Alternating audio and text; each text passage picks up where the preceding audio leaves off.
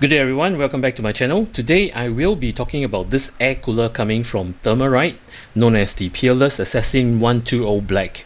Before I do the unboxing and all the introduction on the accessories and how to mount this unit itself, I'd like to thank Jeffrey, one of my good friends, who have loaned me this unit and to share it with you.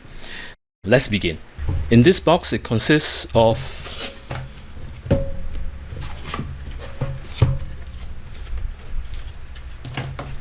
the accessory pack,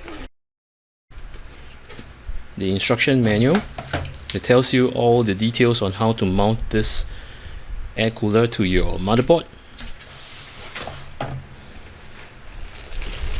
the heatsink itself, and 220mm standard fans. When you unwrap the package itself, it gives you a very beautiful heatsink. And you like this heatsink a lot. It's very slick and it's all black except for the base. This is a nickel plated block,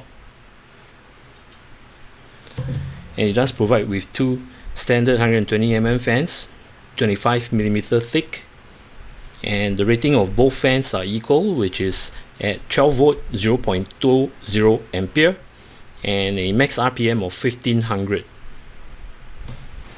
I've actually forgotten to mention about the heatsink itself. There are a total of 6 copper heat pipe to transfer the heat from the block to your fins. Over at this section here, this is mainly for Intel mounting. If you are having a motherboard with a socket of 2011 and 2066, right, you'll be needing this, and the 4 screws that mount the brackets itself.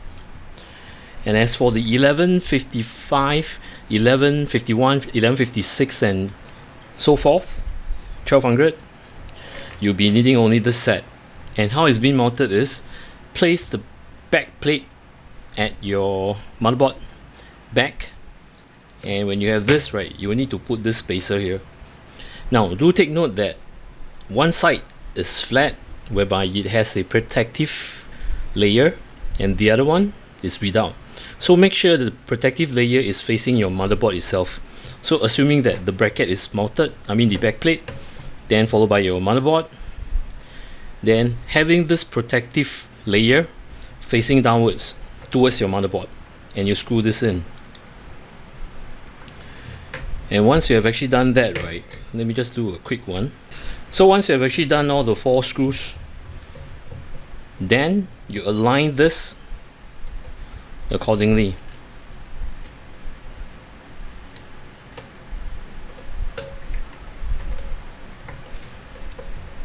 So this is how it works, and you screw it on. Else for the AMD itself, right, is slightly different. This only support the AM4 bracket itself, and I'll show you how to mount it. Now you might be wondering, what about the Gen 12 processor? Do they have the bracket? Yes, it's of a separate package, whereby you need to purchase this additionally, and all the instructions I will not go through into them. There are instructions on how you mount the 1700 bracket. As this air cooler is only meant for AM4 itself on the AMD side, first you will need to take out this bracket. There are 4 screws total, which I've already unscrewed over here. Take them out, then take out these 2 brackets. Once you have actually done that, right, place the spacer. Now there are no protection area on either side, so you can just place either side, not a problem, onto the motherboard, whereby there are guiding holes over here. Once you have actually done this, right, place this mounting bracket. Now it's curved in. Do not set the other direction, which is this. This is wrong. Do not do this. This will be wrong. Just make sure that it's curved in. I would advise you to place the screw first before you mount it on, so that it will not slip off. Align them properly, then use a thumb to screw the screws on the brackets itself. Once you have tightened with your hands on those screws, just to secure it, use your screwdriver just to turn to feel the tension, and that's it. Do not over tighten it, as you do not want to damage the motherboard itself. For safety precaution, right, before you mount the heatsink itself, I would advise you to take out your RAMs so that there won't be any mishaps. Sometime you might not know, hitting the RAMs itself, right, it might just break the whole socket over here, and of course the RAM pins over here. Check out your RAMs before you mount the heatsink. Before you mount the heatsink, make sure you remove off this tape here, the protective tape, apply thermal paste, then mount it in. Right now I didn't do any because this is just an illustration. Align to the two hole properly. Once you've done that, you will need to extend your screwdriver, then mount it on the casing itself, I mean on the housing itself.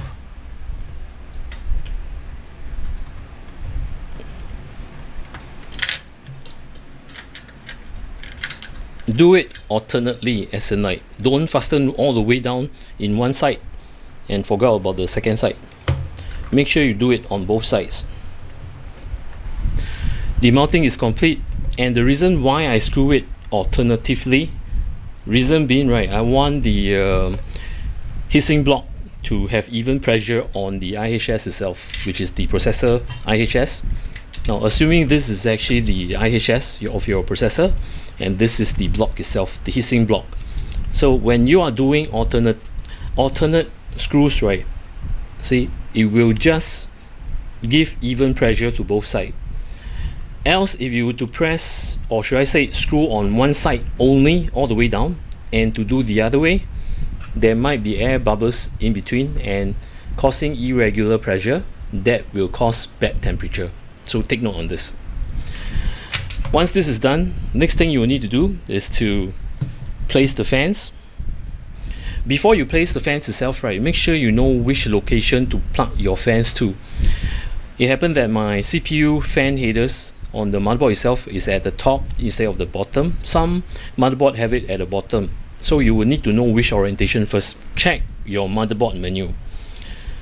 So having to say this, right, I will need to orientate the fans itself. As you know, that is the rear, so the air will pass through from the front to the back. The frame itself, this is to push air through the heatsink itself, and the back is to pull. And as I mentioned, right, to know the location of your CPU fan header, I placed the cables out to the top. Same goes to the second one, which is like that. Then I will make use of this clip to clip the fans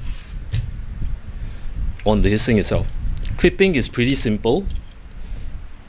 Just slot this in. Once you have done all the four sides, make sure there are clearance on the cables itself, then mount on the heatsink itself. You just need to tuck and to push in. And this is in. Apply the same to this second fan. While I'm actually fiddling with the fans itself, right, I have totally forgotten that I need to slot back the ramps. Now, just to let you have a look, see, the fan is actually sitting on the ramps. These are too high profile, so you will need to slot in your ramps first before you can slot the fan itself. In this scenario itself, right, I can't slot this fan at over here. I got to place it at the back. So this is not a big deal. All I need is just to switch over and to clip to the back, which I know that there are plenty of clearance.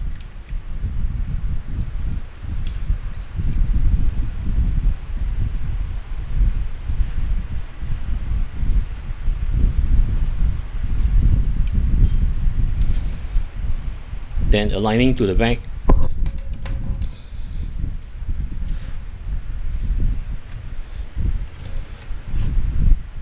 Towards the back itself, align it properly, make sure that your cables are not hindering it in any way.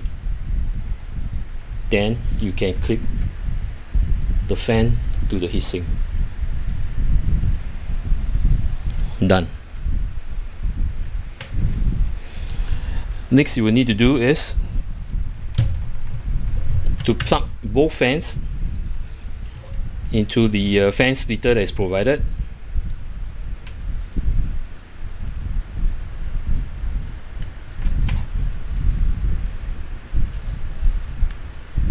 Then plug this to the CPU header.